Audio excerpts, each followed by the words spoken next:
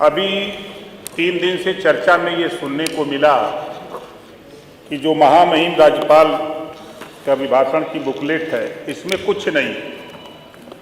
ये विपक्ष के तरफ से बड़ी तेजी से चर्चा में ये बात आई है। मैं इसी बुकलेट के माध्यम से बताना चाहता हूं कि अभी अभी नहरों की खुदाई हुई है और पानी कल तक टेल तक नहीं जाता था। इस बार पानी टेल तक पहुंचाने का काम हमारे सिंचाई मंत्री जी के द्वारा पूरे प्रदेश में किया गया। शायद नहरों के किनारे या नहरों के किनारे बनी हुई सड़कों पर हमारे विपक्ष के साथी चलते नहीं हैं, इस नाते देख नहीं पाए। शिक्षा के सवाल पे इस बुकलेट में पेज नंबर 24 पे लिखा हुआ है, प्रदेश के सभी 75 जनपदों में 2-2 विद्यालयों को मुख्यमंत्री मॉडल कंपोजिट विद्यालय एवं एक विद्यालय को मुख्यमंत्री अभ्युदय विद्यालय के रूप में विकसित किया जा रहा है। इसको भी नहीं पढ़ा है। और महोदय, प्रदेश में 6,075 करोड़ रुपए की धनराशि से 67,50,000 वृद्धजनों को पेंशन 12,000 रुपया प्रतिवर्ष दिया जा रहा है। इसको भी आप लोगों ने नहीं पढ़ा, पेज नंबर 28 है। और जब पूर्व की सरकारें रही हैं तो जिसके पास हाथ, नाक, कान, नकुला, मुंह था उसको तो ये 500 पेंशन देते थे, और जिसके पास हाथ, मुंह, नाक, गोड़ नहीं था उसको 300 देते थे। पेज नंबर 30 पर यह धनराशि 300 रुपए से बढ़ाकर 1,000 रुपया कर दी गई है। इसको भी लोगों ने नहीं पढ़ा है। आरोप लगाना अलग बात है, जरा पढ़िए। पेज नंबर 30 पर अल्पसंख्यक विभाग के विषय में 25-26 में अल्पसंख्यक समुदाय के पूर्व दशम कक्षाओं में अध्ययनरत कुल 64,312 पात्र छात्र छात्राओं को छात्रवृत्ति वितरण के प्रथम और द्वितीय चरण के रुपया 19 करोड़ से अधिक की धनराशि की छात्रवृत्ति से तथा दसमोत्तर कक्षाओं में अध्ययनरत 51,519 पात्र छात्र छात्राओं को 15 करोड़ 72 लाख से अधिक धनराशि की छात्रवृत्ति से लाभान्वित किया गया है। इसको भी लोगों ने नहीं पढ़ा। पेज नंबर 36 पर लिखा हुआ है, प्रदेश की जिला पंचायतों द्वारा 250 कांजी हाउसों का संचालन किया जा रहा है, जिसमें 6,618 गोवंश संरक्षित हैं, जिसको चिल्लाते हैं ये लोग। इसकी भी व्यवस्था इस बुकलेट में है, लेकिन उसको पढ़े नहीं।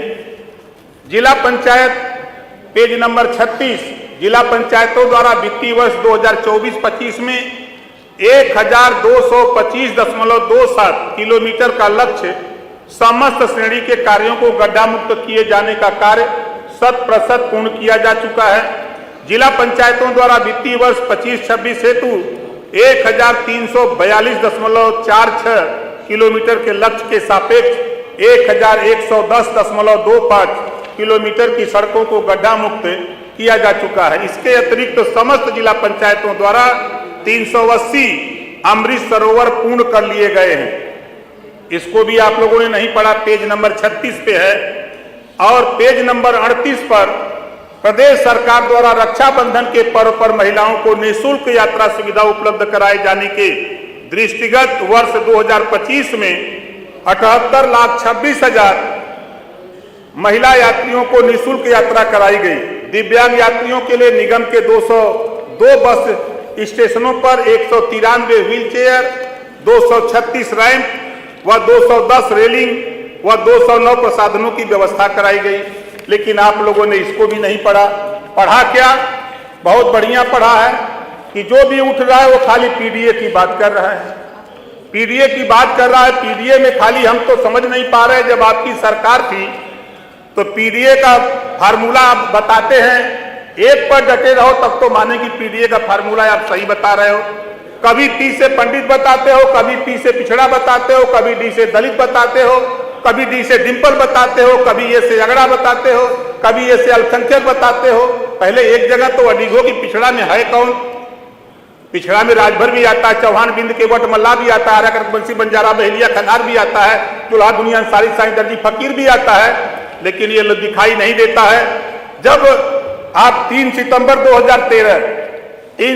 2013 हाई कोर्ट ने आदेश दिया कि 27% आरक्षण को बांट करके 3 कैटेगरी में सभी लोगों को दिया जाए, तब आपको पीडीए की बात याद नहीं आई कि ये 27% आरक्षण बांट करके जो 20% लोग आरक्षण का लाभ नहीं ले पा रहे हैं, इसको बांट करके देने की बात जब हाई कोर्ट ने कहा तब आपकी सरकार थी, तब आपको ध्यान नहीं आया। आज इस पे कार्रवाई रोहिणी आयोग का गठन हो गया देश में। पूर्व राष्ट्रपति रामनाथ कोविंद जी के नेतृत्व में 5 सदस्यीय टीम ने समीक्षा भी कर लिया है। जिस तरह आप लोग कहते थे कि देश में जाति जनगणना नहीं होगी, देश के प्रधानमंत्री माननीय नरेंद्र मोदी जी ने देश के जातिवार जनगणना के लिए कैबिनेट से मंजूरी दे करके ये साबित कर दिया कि मैं बार बार कहता था, सदन में भी कहा था कि एक दिन में नहीं लेकिन एक दिन जरूर देश के प्रधानमंत्री जी के नेतृत्व में ही जातिवार जनगणना होगी। अब 2027 में होने जा रही है। उसी तरह जो आपने पिछड़ों का हक लूटा, 4 बार सरकार रही, हम तो बार बार पूछते हैं, चाहे निषाद बिंद केवट मल्ला चौहान हो, चाहे राजभर हो, चाहे आरा कर्क बंसी बंजारा बहेलिया खंगार हो, चाहे प्रजापति पाल कुम्हार लोहार हो, आपने किया क्या उनके लिए? आज सरकार का अगर उठा के देखेंगे, हम बजट में बताएंगे कि इनके लिए हो क्या रहा है। अभी तो राज्यपाल महामहिम राज्यपाल महोदय के अभिभाषण पर चर्चा है, तो मैं तो सिर्फ इतना कहूंगा कि पहले जो चर्चा करने के पहले आप लोग पीडीए का फार्मूला पहले सही सही बताइए, ताकि हम लोग भी समझे कि आप किसके ही तैसी हो। बात करोगे पीडीए की, अब काम करोगे किसका? एक जाति का। काम करोगे एक जाति का, बात करोगे पीडीए का, तो पीडीए में खाली ये साबित कर दो कि खाली पीडीए में राजभर नहीं, चौहान नहीं, निषाद बिंद केवट मल्ला नहीं, प्रजापति पाल लोहार नहीं, नाई गोंड नहीं, कुम्हार नहीं, दुल्हा दुनिया अंसारी साईं दर्जी फकीर नहीं आते। साबित कर दो भैया ये लोग पीडीए में नहीं आते हैं। इस नाते हम लोग इनकी चर्चा नहीं करते हैं। इस नाते हम जो महामहिम राज्यपाल के अभिभाषण जो बुकलेट मैंने पढ़ा है, मैंने ये पाया कि विपक्ष की भी मजबूरी है। अगर सरकार के सुर में सुर मिला दें तो फिर जनता के बीच में जाके ये वोट कैसे मांगेंगे? जनता कहेगी कि जब ये लोग अच्छा काम कर रहे हो तब आप काहे को आए वोट मांगने हैं। इस नाते विपक्ष की भूमिका में ये सही अपनी जगह है। सरकार के अच्छे कामों की ये विरोध करते हैं इस नाते कि जनता के बीच में जाकर के वोट मांगना पड़ेगा, नहीं तो जनता भगा देगी। जनता ये कहेगी कि जब सरकार अच्छा काम कर रही है तो फिर आप लोग विरोध किस बात का कर रहे हो, आप उनके साथ मिलो। इस नाते ये लोग भी जानते हैं, 4 बार सरकार में रहे और 4 बार की सरकार में अच्छी तरह जानते हैं कि जो भी राज्यपाल महोदय का जो अभिभाषण होता है वो सरकार द्वारा किए गए कार्यों का एक दस्तावेज होता है, उसको पढ़ा जाता है। ये अच्छी तरह जानते हैं, लेकिन मजबूरी है विपक्ष में होने का। विपक्ष में होने के नाते अपना ये विरोध करना स्वाभाविक है और विरोध करते रहेंगे और करते रहिए। लेकिन पिछड़ों के सवाल पे जो पीडीए चिल्लाते हो भैया, उसमें अति पिछड़ा 20% है, उसमें अति पिछड़ा 20% है। कभी जबान पर आपके, चाहे वो सपा हो, कांग्रेस हो, बसपा हो, किसी नेता के जबान पर यह बात नहीं आई कि 27% आरक्षण बांट करके सबको दिया जाए। ये कभी नहीं बोलते। समाजवादी पार्टी का नेता बोले, चाहे कांग्रेस का नेता बोले, चाहे बहुजन समाज पार्टी का नेता बोले, कभी इनकी जबान पर नहीं आता। इस नाते ये वही लोग हैं जो पिछड़े का हिस्सा लूट करके सदियों से खाते आए हैं। इस नाते ये नहीं बोलते हैं। इस नाते हम जो महामहिम राज्यपाल महोदय के अभिभाषण पर चर्चा हो रही है, इस पे सिर्फ इतना कहूंगा कि माननीय मुख्यमंत्री जी को हम धन्यवाद देते हैं कि देश में 25 करोड़, प्रदेश में 25 करोड़ आबादी, सबको नौकरी नहीं दी जा सकती, लेकिन रोजगार दिया जा सकता है। रोजगार देने के लिए माननीय मुख्यमंत्री जी के द्वारा मुख्यमंत्री उद्यमी योजना एक बनी, जिसमें 5 लाख रुपया बिना गारंटी, बिना ब्याज का जो भी नौजवान रोजगार करना चाहे उसको देने का कानून बनाने का काम किया गया।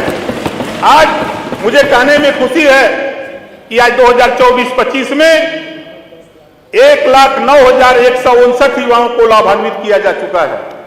ये पेज नंबर 44, इसको भी पढ़ लीजिएगा जरा ध्यान से।